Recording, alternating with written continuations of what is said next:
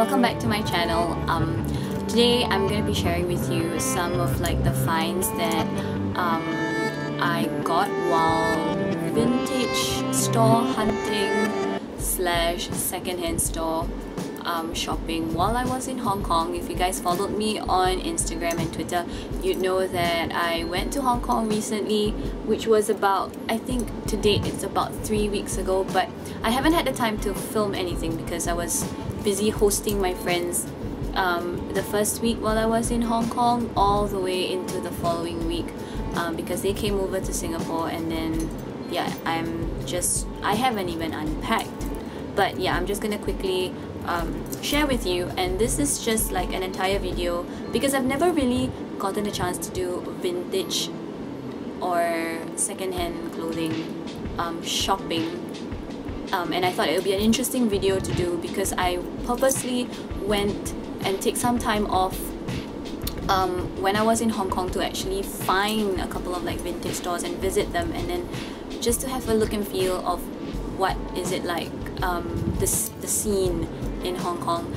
So I chanced upon a blog, I think it's called Stitches and Maps, and then the girls there, they actually were recommending this vintage store called Me and G. So this is the tag, Me and G, and they sell mainly Japanese and Korean clothing from the 1960s, about that time period. I'll put the link of the blog post as well as some write-up about it that was on CNN Travel. They were featured on CNN Travel, so I went to check out the store. So they have 3 stores. There's one store in Causeway Bay, there's another store in Mongkok, and then there's a third and upcoming store in Tsim Sha Tsui, which I didn't get to visit because it wasn't open when I was there. So I would definitely love to come back and then actually visit the store. So in some places, I think the Causeway Bay one, you can actually use a credit card, but the one in Mongkok, it was cash terms only. So I'm going to show you the first item I'm going to show you, because it's the only one that I have the tag left. The rest of them I've already taken out the tag because I've already done a video, so do watch out for that styling video. It's the second store I went to, Causeway Bay, and I actually picked out a Japanese baseball jersey. So this is what it looks like. This was 198 Hong Kong dollars, so that makes it about 30-ish Singapore dollars, and the back is just like that. So it really has some Japanese guy's name, and I really like the whole color, and it has a what drew me to buy this piece was because it had the number 24, and yeah, because that's like my birth date, and yeah, I just like 24. It has a big one at the back, and I thought that I would wear this as a jacket, even though it's very oversized, and I have some ideas on how I want to style this, which I will put in another video on how I style like baseball jerseys. And I not only got one, but I got another one, and this is another one. It has literally someone else's name, and apparently this word, someone came up and told me it meant ice cutter, so I'm not too sure whether that has anything to do with baseball. You let me know. But this one works well as a jacket and as a shirt as well, because it's a lot more fitted to my body, so it doesn't look that oversized as compared to the first one. I really like the material, the quality. You can tell that it is not some cheap quality, mass-produced, factory-made, and this one has actually some substance to the material that was, you know, made. But I guess it's because it's a real baseball jersey. Yeah, so these are the two. This one was 120 Hong Kong dollars, so love. And then I'm going backwards because this is the second store that I got the baseball jerseys from. That was in Causeway Bay. They have quite a selection on the second floor. The first store that I went to was in Mongkok, and I picked up quite a bit of things. One of the first things I picked out were the dresses. So these are the dresses. This is the first dress that I picked out. Let's get a detail of the print. So what attracted to me was the sleeve and the print, And then when I saw the pleated front, it is so telling of the era that it was made in. It's not something of like this time, and it's pretty much a midi length. I'm thinking of whether I want to actually hem up the line, because it looks a bit too long for me, even though it's a midi length, but I'm pretty short. But I'm gonna see whether it will work with a, you know, like those platform heels, whether it makes it look better. But yeah, I really love the print, I love the material, it's very soft, it's very airy. I like the pleats, and it's just everything about the dress.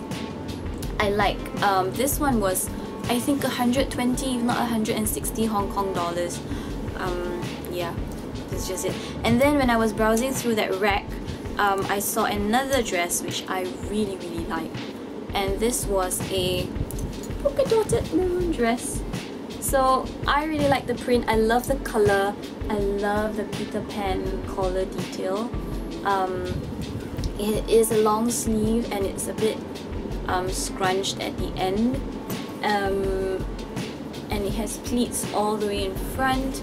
This one has like lining as well, and it's of a very, it feels rather heavy, so I know that it is quite a good material, and it doesn't crumple that easily as well, and I barely had to like put that much effort in ironing this. This one was also about 120, 160-ish, and yeah, this one is a little bit oversized on me, but I like that look when you want to wear an oversized dress for that baby doll, rag doll look, which you'll see how I style it in a coming video. I really like the print. I basically spent about an hour minimum in each store browsing through the racks, because when you enter M&G, you get bombarded by just racks and racks and racks of clothes, and you have to calm yourself because it looks very messy, and there's like neon cards with like signages of all the prices, and it, at first glance, it does put you off, and you're like wondering, what can I find? Because it's so messy, and so you really have to take the time to go through the racks and just pick out certain items. And they don't have a fitting room, so you're gonna have, I would recommend that you wear something thin so that you can kind of slip things in and out of. And because I was planning to go there, so I wore like a, you know, like a basic tank and really fitting jeans, so that I can just in and out, and nothing, it's not going to affect the way the clothes look on me when I try them like that. They do have like full length mirrors, but they don't have a changing room, and they do have a men's and women's section as well, but of course the women's section is always much more extensive than the men's section. And they have quite a good selection of denim jackets, of leather jackets, both for men and women, which I find quite worthwhile to check out if you want to get those things. I got for my brother a vintage denim jacket for like 100 Hong Kong dollars, which is cheap for a denim jacket, and it looks really good, and he really likes it. He loves it. Yeah, so and as I was going through the store on the second floor in Mongkok, I chanced upon like the pants section, and it was on sale for 60 Hong Kong dollars per pair of pants, I think. And the first one I picked up was this polka dotted one. So it's just a polka dotted wide legged, so you see how wide the leg is. Hello. Pair of pants. It's scrunched up at the waist area. It has an elastic band. I just realized that it's actually missing the drawstring. It has like a drawstring hole here, as you can see, but it's missing, and I actually wore this out and it kept drooping because the material is quite heavy. And yeah, so I will need to find like replacement strings that I can string it through and tie it around my waist.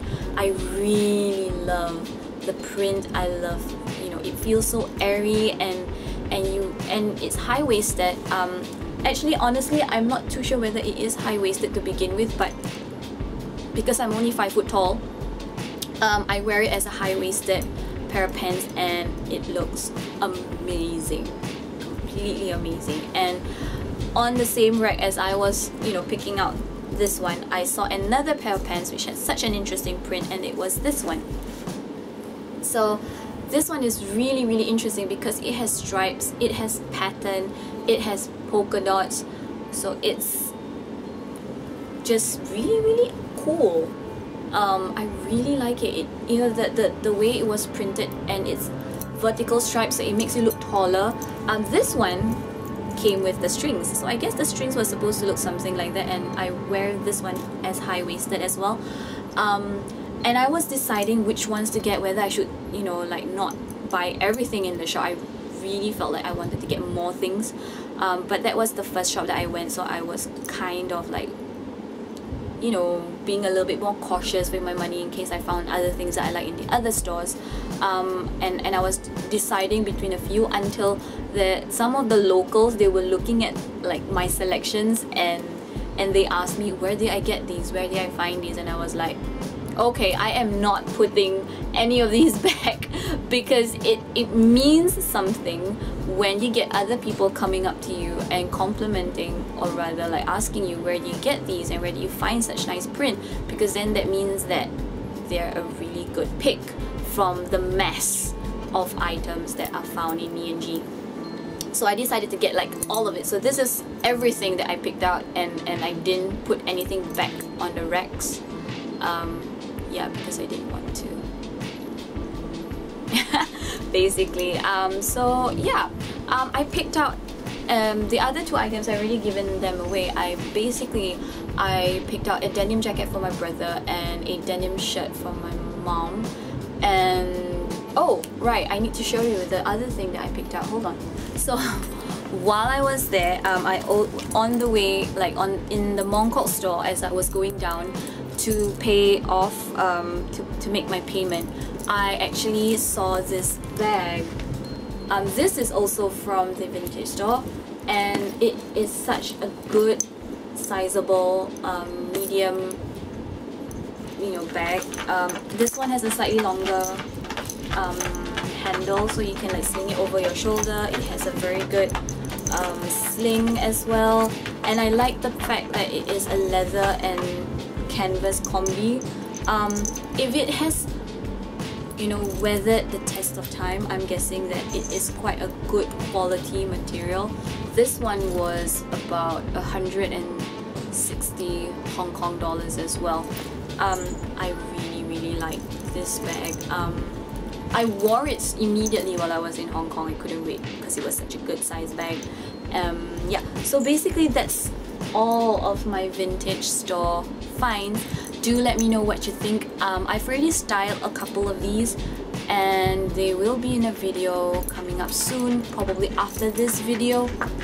So do stand by and check out that one. Let me know what you think of the things that I found in the vintage store. This is my first time that I went to Hong Kong, to Me&G, and to do vintage clothes shopping, which is completely different from when I was in Stockholm. And I'll link that video as well, where I went to you know, flea markets and vintage stores in Stockholm, and I bought some things, knickknacks and stuff like that. So yeah, enough rambling. Yeah, so until my next video, be kind to one another on YouTube. Do rate, comment and subscribe to my channel if you haven't done so, if you enjoyed my videos. Thank you to everyone who has been subscribing. I had an influx of people subscribing. Thank you so much. So I've hit like 300 subscribers, and I hope that it will just further escalate from there. The numbers will like bloom. And I'm really thankful for everyone who's supporting my channel. And yeah, so stay tuned for my next video. Bye!